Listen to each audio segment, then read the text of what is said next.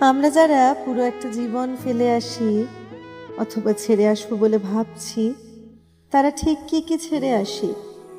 হতাশা, অশান্তি, একটা পুরো জীবন, কিছুটা নিজের অস্তিত্ব, মায়া, মমতা, নাকি ছেড়ে আসি মায়ের হাতের রান্না, ঠাম্মার হাতে চুলের যত্ন পাওয়া, প্রিয় ডায়েরিটা যেখানে কেউ কখনো লিখবে না, প্রিয় জামা, প্রিয় সুগন্ধি, নেটফ্লিক্সে সম্পূর্ণ না হওয়া সিনেমা, অর্ধেক পড়ে রেখে দেওয়া গল্পের বই, ইনকমপ্লিট সেমিস্টারের পড়া, ব্যক্ত না করা অনুভূতি, এত কিছু ফেলে আসে শুধুমাত্র শান্তির লোভে।